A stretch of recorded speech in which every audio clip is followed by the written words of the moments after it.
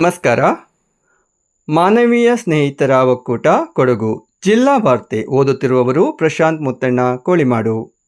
ರೈತರು ಯೂರಿಯಾ ರಸಗೊಬ್ಬರವನ್ನು ಖರೀದಿಸಲು ಫ್ರೂಟ್ಸ್ ಐಡಿ ಹೊಂದಿರುವುದು ಕಡ್ಡಾಯವಾಗಿದ್ದು, ಈ ಕುರಿತಾಗಿ ರೈತ ಬಾಂಧವರಲ್ಲಿ ವ್ಯಾಪಕ ಅರಿವು ಮೂಡಿಸುವ ಸಲುವಾಗಿ ಕೊಡಗಿನ ಕೃಷಿ ಇಲಾಖೆ ಹೊರತಂದಿರುವ ಜಾಗೃತಿ ಭಿತ್ತಿಪತ್ರವನ್ನು ಇಂದು ಮಡಿಕೇರಿಯ ಕೊಡಗು ಜಿಲ್ಲಾ ಪಂಚಾಯಿತಿ ಸಭಾಂಗಣದಲ್ಲಿ ಕೊಡಗು ಜಿಲ್ಲಾ ಉಸ್ತುವಾರಿ ಸಚಿವರಾದ ಎನ್.ಎಸ್. ಬೋಸರಾಜ್ ಹಾಗೂ ಮಡಿಕೇರಿ ವಿಧಾನಸಭಾ ಕ್ಷೇತ್ರದ ಶಾಸಕರಾದ ಡಾಕ್ಟರ್ ಮಂಥರ್ ಗೌಡ ಅವರು ಲೋಕಾರ್ಪಣೆ ಮಾಡಿದರು. ಫ್ರೂಟ್ಸ್ ಐಡಿಯು ಇಲಾಖೆಯ ಸೌಲಭ್ಯಗಳು, ಸಾಲ ಮತ್ತು ಬೆಳೆ ವಿಮೆಗಳನ್ನು ನೇರವಾಗಿ ರೈತರ ಬ್ಯಾಂಕ್ ಖಾತೆಗೆ ವರ್ಗಾವಣೆ ಇತ್ಯಾದಿ ಬಹು ಉಪಯೋಗಿ ಮಾಹಿತಿ ವ್ಯವಸ್ಥೆಯನ್ನು ಹೊಂದಿರುವ ಕರ್ನಾಟಕ ಸರ್ಕಾರದ ರೈತ ನೋಂದಣಿ ಮತ್ತು ಏಕೀಕೃತ ಫಲಾನುಭವಿಗಳ ಮಾಹಿತಿ ವ್ಯವಸ್ಥೆಯಾಗಿದೆ ಎಂದು ಅವರು ವಿವರಿಸಿದರು. ಸೀನಿಯರ್ ಚೇಂಬರ್ ಇಂಟರ್ ನ್ಯಾಷನಲ್ ರಾಷ್ಟ್ರೀಯ ಕಾರ್ಯಕ್ರಮ ಸಂಯೋಜಕ ನಿರ್ದೇಶಕರಾಗಿ ಬಿ.ಎನ್. ಪ್ರಕಾಶ್ ಅವರನ್ನು ನೇಮಕ ಮಾಡಲಾಗಿದೆ. ಸೀನಿಯರ್ ಚೇಂಬರ್ ಇಂಟರ್ ನ್ಯಾಷನಲ್ ರಾಷ್ಟ್ರೀಯ ಅಧ್ಯಕ್ಷ ವಾಸುದೇವನ್ ನೇಮಕಾತಿ ಆದೇಶವನ್ನು ನೀಡಿದ್ದಾರೆ. ಕೇರಳದ ಕ್ಯಾಲಿಕಟ್ನಲ್ಲಿ ಪ್ಯಾರಾಮೌಂಟ್ ಟವರ್ನಲ್ಲಿ ನಡೆಯುವ ಕಾರ್ಯಕ್ರಮದಲ್ಲಿ ಆದೇಶವನ್ನು ರಾಷ್ಟ್ರೀಯ ಅಧ್ಯಕ್ಷರು ವಲಯ ಸಮ್ಮುಖದಲ್ಲಿ ಈ ನೇಮಕಾತಿಯನ್ನು ಘೋಷಿಸಿದ್ದಾರೆ.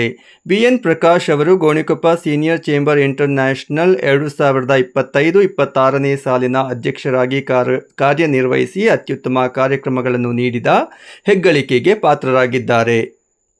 ಗೋಣಿಕೊಪ್ಪಲು ಗ್ರಾಮ ಪಂಚಾಯಿತಿ ಸದಸ್ಯರಾಗಿ, Ponnampet Indian red cross society ಅಧ್ಯಕ್ಷರಾಗಿ, ಚೇಂಬರ್ ಆಫ್ ಕಾಮರ್ಸ್ ನಿರ್ದೇಶಕರಾಗಿ, ಮರ್ಚೆಂಟ್ ಬ್ಯಾಂಕ್ ನಿರ್ದೇಶಕರಾಗಿ ಮತ್ತು ಇತರ ಪ್ರಮುಖವಾದ ಹಲವು ಸಂಘ ಸಂಸ್ಥೆಗಳಲ್ಲಿ ಸಕ್ರಿಯವಾಗಿ ತೊಡಗಿಸಿಕೊಂಡಿದ್ದಾರೆ.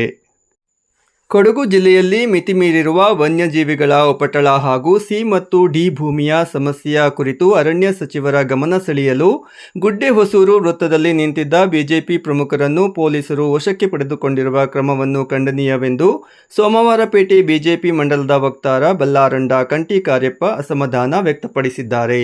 ಜಿಲ್ಲೆಯಲ್ಲಿ ವನ್ಯಜೀವಿ ದಾಳಿ ಮತ್ತು ಭೂಮಿ ಸಮಸ್ಯೆ ಜನರ ನಿದ್ದೆಗೆಡಿಸಿದೆ. ತಲಾಂತರಗಳಿಂದ ಕೃಷಿ ಮಾಡಿಕೊಂಡು ಬಂದಿರುವ ರೈತರು ಭೂಮಿ ಕಳೆದುಕೊಳ್ಳುವ ಭೀತಿಯಲ್ಲಿದ್ದಾರೆ. ವನ್ಯಜೀವಿಗಳ ದಾಳಿಯಿಂದ ಅಮಾಯಕ ಮಾನವ ಜೀವಗಳು ಹಾಗೂ ಜಾನುವಾರುಗಳು ಬಲಿಯಾಗುತ್ತಿವೆ. ಪರಿಸ್ಥಿತಿ ಗಂಭೀರವಾಗಿದ್ದರೂ ಮತ್ತು ನಿರಂತರ ಪ್ರತಿಭಟನೆಗಳು ನಡೆಯುತ್ತಿದ್ದರೂ ಅರಣ್ಯ ಇಲಾಖೆ ಯಾವುದೇ ಸ್ಪಂದನೆ ನೀಡುತ್ತಿಲ್ಲ ಎಂದು ಅವರು ಹೇಳಿದರು. ಈ ಕಾರಣದಿಂದ ರಾಜ್ಯದ ಅರಣ್ಯ ಸಚಿವರನ್ನು ಖುದ್ದಾಗಿ ಭೇಟಿಯಾಗಿ ಜಿಲ್ಲೆಯನ್ನು ಕಾಡುತ್ತಿರುವ ಅರಣ್ಯ ಇಲಾಖೆ ವ್ಯಾಪ್ತಿಯ ಸಮಸ್ಯೆಗಳನ್ನು ಗುಡ್ಡೆಹೊಸೂರಿನಲ್ಲಿ ವಿವರಿಸುವ ಪ್ರಯತ್ನವನ್ನು ಸೋಮವಾರಪೇಟೆ ಬಿಜೆಪಿ ಮಾಡಿತ್ತು. ಆದರೆ ಸಚಿವರು ಆಗಮಿಸುವ ಮೊದಲೇ ಪೊಲೀಸರು ಬಿಜೆಪಿ ಪ್ರಮುಖರನ್ನು ಹಾಗೂ ಕಾರ್ಯಕರ್ತರನ್ನು ವಶಕ್ಕೆ ಪಡೆದುಕೊಂಡು ಮಡಿಕೇರಿಗೆ ಕರೆತಂದಿರುವುದು ಖಂಡನೀಯ ಎಂದು ಅವರು ಹೇಳಿದ್ದಾರೆ. ಕಾಸರಗೋಡು ಜಿಲ್ಲಾ ಕನ್ನಡ ಪತ್ರಕರ್ತರ ಕ್ಷೇಮಾಭಿವೃದ್ಧಿ ಸಂಘದಿಂದ ನೀಡುವ ವಾರ್ಷಿಕ ದತ್ತಿನಿಧಿ ಪ್ರಶಸ್ತಿಗೆ ಕೊಡಗು ಜಿಲ್ಲೆಯ ವರದಿಗಾರರಾದ ನವೀನ್ ಡಿಸೋಜಾ ಹಾಗೂ ಹಿರಿಕರ ರವಿ ಆಯ್ಕೆಯಾಗಿದ್ದಾರೆ. ಉದ್ಯಮಿ ಶಿವಶಂಕರ ನೇಕಾಜೆ ನೀಡುವ ದತ್ತಿನಿಧಿ ಪ್ರಶಸ್ತಿಗೆ ಆಂದೋಲನ ದಿನಪತ್ರಿಕೆಯ ಕೊಡಗು ಜಿಲ್ಲಾ ವರದಿಗಾರ ನವೀನ್ ಡಿಸೋಜಾ ಆಯ್ಕೆಯಾಗಿದ್ದಾರೆ. ಹಾಗೆಯೇ ನಿವೃತ್ತ ಹಿರಿಯ IAS ಅಧಿಕಾರಿ ಡಾಕ್ಟರ್ ಸಿ ಸೋಮಶೇಖರ್ ನೀಡುವ ದತ್ತಿನಿಧಿ ಪ್ರಶಸ್ತಿಗೆ ಸೋಮವಾರಪೇಟೆ ವಿಜಯವಾಣಿ ವರದಿಗಾರ ಹಿರಿಕರ ರವಿ ಆಯ್ಕೆಯಾಗಿದ್ದಾರೆ. ವನ್ಯಜೀವಿಗಳ ಸಂಖ್ಯೆ ದಿನದಿಂದ ದಿನಕ್ಕೆ ಹೆಚ್ಚಳವಾಗುತ್ತಿದ್ದು, ಜನರ ಅಮೂಲ್ಯ ಜೀವ, ಬೆಳೆ ಹಾನಿ ತಪ್ಪಿಸಲು ಆಯ್ದ ಪ್ರದೇಶಗಳಲ್ಲಿ ಆಯ್ದ ವನ್ಯಜೀವಿಗಳ ಸಂತಾನ ನಿಯಂತ್ರಣದ ಸಲಹೆಗಳು ಬಂದಿದ್ದು, ಈ ಬಗ್ಗೆ ಸಾರ್ವಜನಿಕವಾಗಿ ತಜ್ಞರ ಮಟ್ಟದಲ್ಲಿ ಚರ್ಚೆ ಆಗುವ ಅಗತ್ಯ ಇದೆ ಎಂದು ಅರಣ್ಯ, ಜೀವಿಶಾಸ್ತ್ರ ಮತ್ತು ಪರಿಸರ ಸಚಿವ ಈಶ್ವರ ಬಿ. ಖಂಡ್ರೆ ಹೇಳಿದ್ದಾರೆ. ನೂತನ ತೂಗು ಸೇತುವೆ ಮತ್ತು ಅಧಿಕಾರಿಗಳ ವಸತಿ ಗೃಹಕ್ಕೆ ಶಂಕುಸ್ಥಾಪನೆ ನೆರವೇರಿಸಿ ನೂತನ ವಾಹನಗಳಿಗೆ ಹಸಿರು ನಿಶಾನೆ ತೋರಿ ಮಾತನಾಡಿದ ಅವರು, ಆನೆ ಮಾನವ ಸಂಘರ್ಷ ನಿಯಂತ್ರಿಸಲು ತಜ್ಞರ ಸಮಿತಿ ರಚಿಸಲಾಗಿದ್ದು, ಅವರು ವರದಿ ನೀಡಿದ್ದಾರೆ. ಕಾಡಿನಂಚಿನ ಜನರು ಕೂಡ ಈ ಬಗ್ಗೆ ಸಲಹೆ ನೀಡಬೇಕು ಎಂದರು. ರೈಲ್ವೆ ಬ್ಯಾರಿಕೇಡ್, ಆನೆ ಕಂದಕ ನಿರ್ಮಾಣಕ್ಕೆ ಹಣಕಾಸಿನ ಕೊರತೆ ಇಲ್ಲ, ಅನುದಾನದ ಕೊರತೆ ಇಲ್ಲ. ಹೆಚ್ಚಿನ ಅನುದಾನ ನೀಡುವಂತೆ ಮುಖ್ಯಮಂತ್ರಿಗಳಿಗೆ ಮನವಿ ಮಾಡಿದ್ದು, ಆದಷ್ಟು ಶೀಘ್ರ ಹೆಚ್ಚಿನ ಬ್ಯಾರಿಕೇಡ್ ಅಳವಡಿಸಲಾಗುವುದು ಎಂದರು. ಅರಣ್ಯವಾಸಿಗಳು ಮತ್ತು ಅರಣ್ಯದಂಚಿನ ಜನರ ದೀರ್ಘಕಾಲದಿಂದ ಅರಣ್ಯವನ್ನು ಸಂರಕ್ಷಿಸಿದ್ದಾರೆ. ಆದರೆ ಇಂದು ಮಾನವ ವನ್ಯಜೀವಿ ಸಂಘರ್ಷದಿಂದ ಅಮೂಲ್ಯ ಜೀವ ಹಾನಿಯಾಗುತ್ತಿದ್ದು, ಅಧಿಕಾರಿಗಳು ಮತ್ತು ಸಿಬ್ಬಂದಿಗಳು ಜನರ ಜೀವ ಉಳಿಸಲು ಪ್ರಥಮ ಆದ್ಯತೆ ನೀಡಬೇಕು ಎಂದು ಅವರು ಹೇಳಿದರು.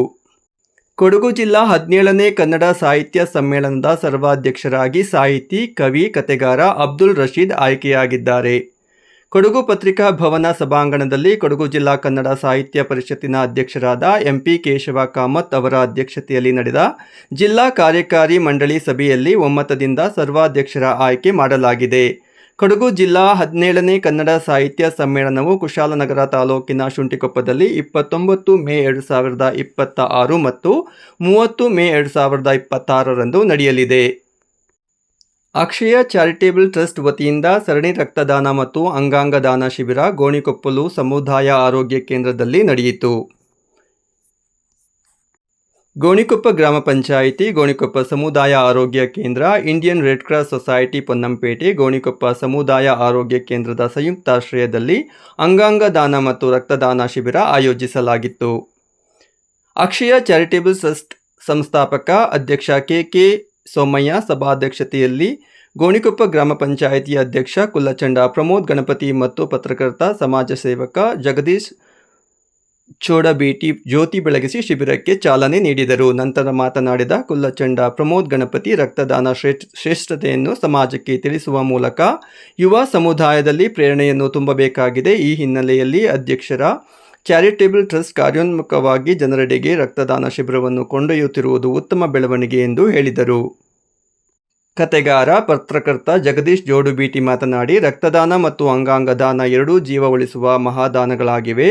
ಒಂದು ತಾತ್ಕಾಲಿಕ ಸಹಾಯವಾದರೆ ಇನ್ನೊಂದು ದೀರ್ಘಕಾಲದ ಚೇತನ. ಇಂತಹ ಚೈತನ್ಯ ಪ್ರಧಾನವಾದ ಕಾರ್ಯಕ್ರಮವನ್ನು ಜನರೆಡೆಗೆ ತಲುಪಿಸುವ ಮಾರ್ಗವನ್ನು ಕಂಡುಕೊಂಡ ಅಕ್ಷಯ ಚಾರಿಟೇಬಲ್ ಟ್ರಸ್ಟ್ ಸಮಾಜ ಸೇವೆಯ ಮಾದರಿಯ ನಡೆ ಎಂದು ಅವರು ಹೇಳಿದರು. ಇಲ್ಲಿಗೆ ಜಿಲ್ಲಾ ವಾರ್ತೆ ಮುಕ್ತಾಯವಾಯಿತು. ನಮಸ್ಕಾರ.